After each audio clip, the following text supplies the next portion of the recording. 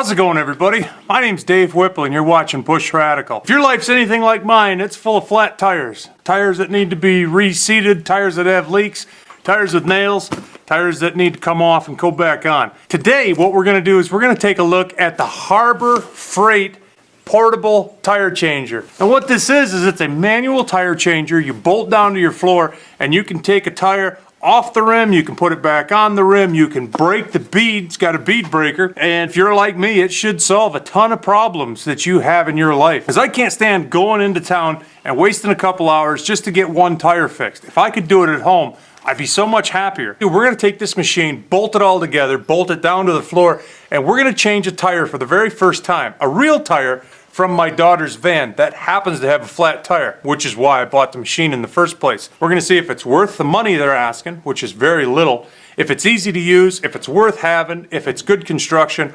I'm gonna give you guys a good solid review on it. Stay tuned. This is what comes in the box. Obviously, it's that little stand.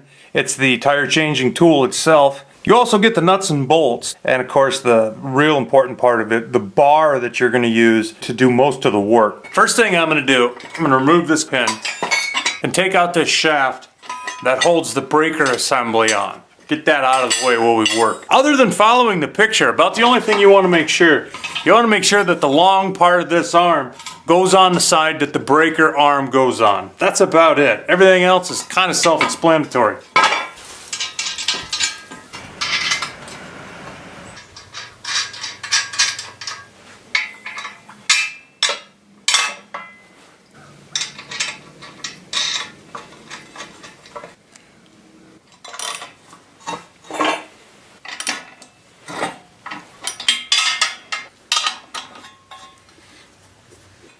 It only took a couple minutes to bolt the base together, and I was ready to go. And just like that, the tire changer is assembled. Now what I need to do is I need to pick the spot that I want to mount it to the floor. This looks good. I'm just going to take a construction pencil, and I'm going to cut enough off each side that it'll drop down through those holes, like so. I'm going to make sure I'm straight up and down, get myself a mark.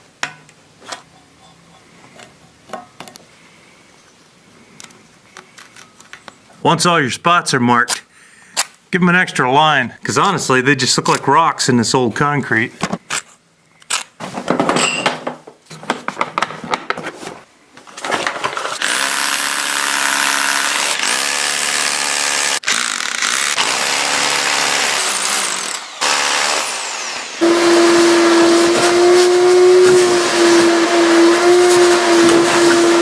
Just for good measure. Oh boy, good grief. Give it a minute for that to settle down. Oh my goodness. You'd think the vacuum would get the dust out of that hole, but you'd be wrong. Now this is the mounting hardware we're going to use. These are drop-in anchors made by the Redhead company. Now the idea with these anchors is you hammer drill a hole down into the concrete, you tap the anchor down, and then you use the setting tool to expand the bottom of the anchor. So it's flush with the concrete, but it's got a threaded insert that takes a bolt. This is a wonderful invention.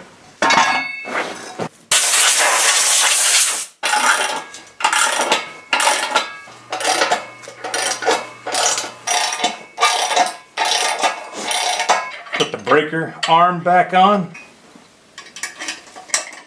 Now we're ready to get ourselves a flat tire and throw it on here and see how it works. I have no idea how user-friendly it is. I don't know that it's going to work the way it's supposed to.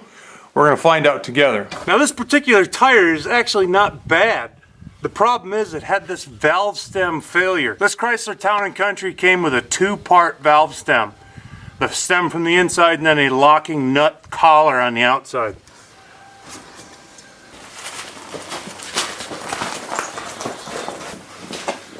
All right. If you look over there, you can see the hole where the valve stem actually fell inside the tire.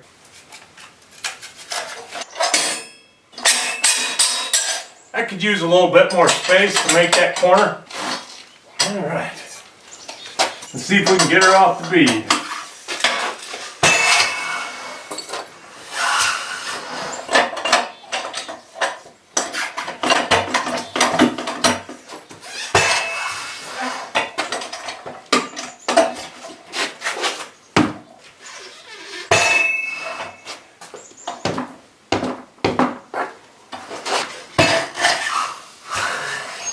Well, it definitely feels like it's got plenty of leverage.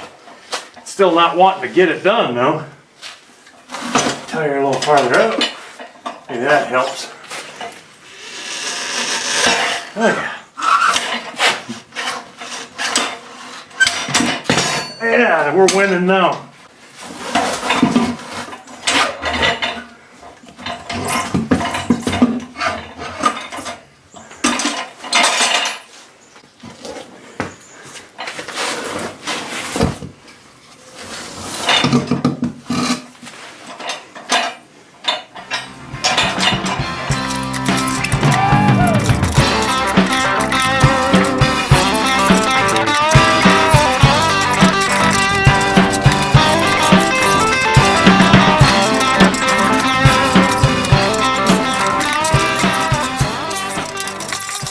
So the first side of the tire broke down pretty easy. Took a couple of tries, had to move it a couple times. The other side is taking its sweet time coming off. So I'm going to do what I should have done in the first place and douse it down with some soapy water.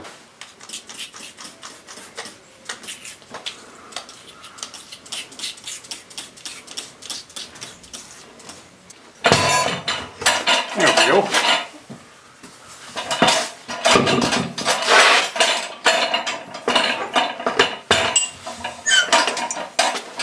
Let's throw that tire up top, see how it comes off.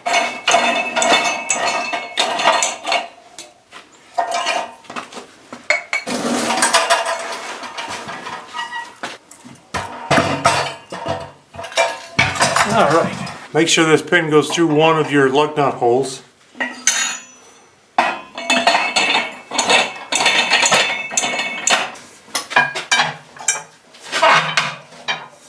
Might as well hit this guy with some soapy water right off the get-go. All right, let's see how this works.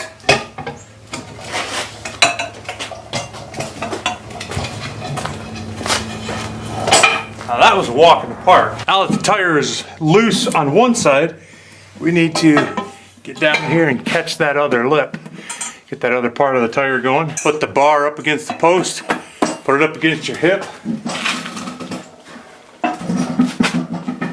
And just walk around it. Wow. No problem. Here's the problem. Yesterday, my daughter called me from a gas station, and this valve stem, believe it or not, this is a valve stem. This valve stem has a collar on it, and it's a threaded collar, holds the whole thing together, and that collar had corroded and fallen off. When she put the air chuck on it, it went, and it pushed it into the tire. So that valve stem pushed into the tire. Of course, all the air came out of it. What we're gonna do today, I'm gonna put a valve stem in there that makes sense. A good old-fashioned rubber valve stem. And this goofy tire pressure sensor thing from the 25th century, I don't want anything to do with that junk. So this is how we're gonna fix that tire, with a good old 20th century rubber valve stem. No rocket science here. We'll just put this sucker in place of where this other spaceship tire sensor pressure thing was, and then we will be good. So what I'm going to do is I'm going to clean up the bead area of the tire and of course the bead area of the wheel. We'll put this thing back together and see how easy that process is. Alright, second verse, same as the first, I think. I don't really know how this goes. I'm just going to have to wing it.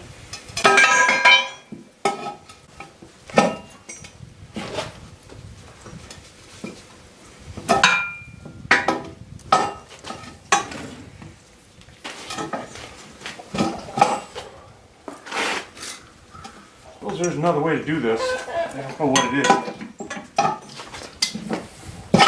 Ooh.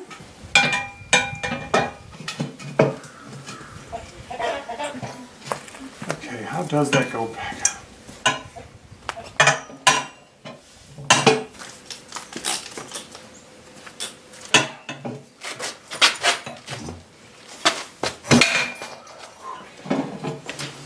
There we go. Oh boy.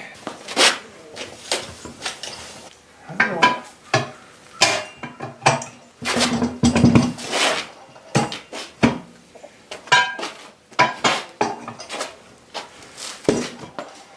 Well, getting it off was super easy. Putting it back on, honestly, I don't really know what I'm doing. So while the tire is back on, I don't know that I did it exactly the way I'm supposed to. I just kind of levered it back on with the bar. I'm probably using the wrong part of the tool. There's a hook on this end that kind of gets underneath the tire, and when you lever it, it seems to be putting it back on, but it's very hard to keep that upright. It wants to twist. So I don't know if I'm doing that right. But the important part is the tire's back on. I want to make sure I don't have any paint chips from this tool here caught underneath the edge of this rim. And we'll see if we can get it back up on the bead. Right now there's no Schrader valve inside this valve stem, and I don't have an air chuck tip that will put a ton of air in here really fast like you need to do to get it on the bead. I'm just going to try to use an air gun nozzle to get a lot of air in there at once. See how that works. Whoa!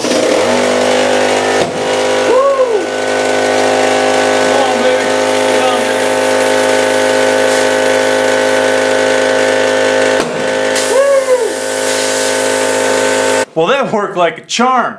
Came right up on the bead, popped right into place. All I gotta do is stuff a little Schrader valve in this valve stem, pump it up to tire pressure, and throw it back on the van. I think we're good to go. There's my Schrader valve. Here's my homemade Schrader valve tool made out of a nail.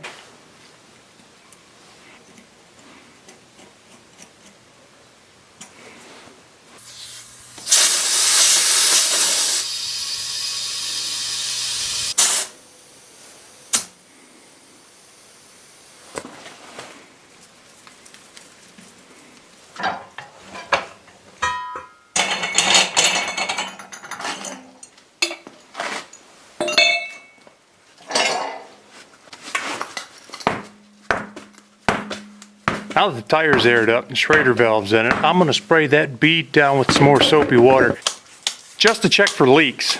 Everything's looking good. No leaks on the one side, no leaks on the other side. I think it's good to go.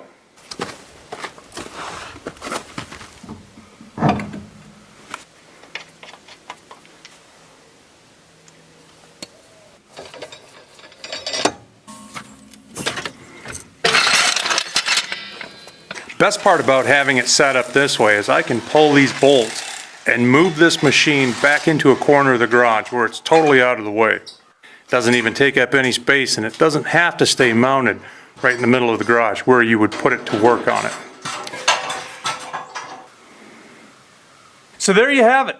That was my very first time using this Harbor Freight manual tire changer. The fact that you can buy this machine for under $35, set it up at home, and take care of your own tire issues, that's absolutely amazing. This is a technology that's old. This is something we've lost as a country. The manual stuff that we relied on 70 years ago. It wasn't difficult to change this tire. It would have been a lot easier with a real pneumatic tire changing machine. Those are thousands and thousands of dollars, and the only people that really buy those are tire shops who are doing tires day in and day out. And we get this mental picture of that's how you need to do it. That's the equipment that you need to get that job done. When in fact a tool like this that's less than $40 can do the job just fine. I've got 4 rigs in Alaska. I've got 4 rigs here in Michigan. There's always a bad tire. Always. There's also always a bald tire. I'm up to my eyeballs in tires. I don't think I ever want to be in a situation from here on out where I don't have one of these machines. Even the first time using this, not knowing anything about changing tires, it was very easy to use this tool. I would say you have to bolt it down. There's no way around bolting it down. I would always say use soapy water when you're breaking down the bead. That was the thing that really made breaking the bead on the second side of the tire possible, because it didn't want to come off. But as soon as it had some soapy water around there, it popped right down off the bead. I would have to say that the tool itself, it feels very solid. Once you bolt it down, it doesn't have any wiggle to it at all. It doesn't feel like it's going to go anywhere. This bar, it didn't have any give to it at all.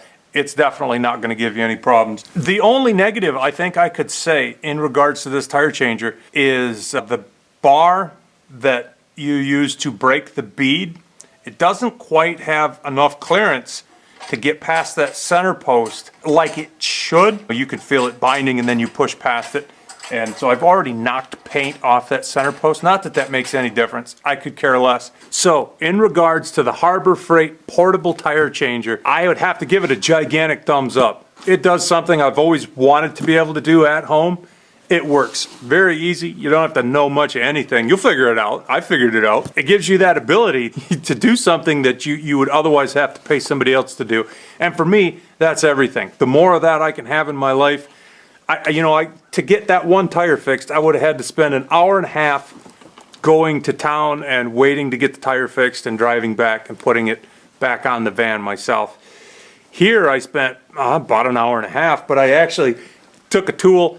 I did all the installation, I put the thing all together, and I changed the tire in that hour and a half. And the next time I need to change the tire, it's going to be 25 minutes, and the time after that, probably 20. And ultimately, I'll probably get it down to where I can do it in 15 minutes or so. Gigantic thumbs up on this tire changer. Less than 40 bucks. Even with the bolts I had to buy to mount it down and the concrete inserts, it's basically ready to go. It's ready to do what it's supposed to be able to do, and I've spent less than $40 on it. The next time I change a tire, this thing will have paid for itself. And it's built solid enough that I can tell right now, I'm not going to break it. It's a good machine. And it's dirt cheap. So if you have a homestead, you've got a remote property, you have ATVs and farm equipment and trucks and cars, and you'd like to have the ability to do this at home, I couldn't recommend this more. I've only had it for a day. It's halfway paid for itself, and I think it works fantastic. It's easy to use. I couldn't be happier. So the Harbor Freight manual tire changer, I'm going to give it a huge thumbs up. You get a lot of machine for just a little bit of money. You're not going to break it, and it's going to do what you want it to. Thank you guys so much for watching Bush Radical. My name's Dave Whipple. And be radical, eh? See you soon.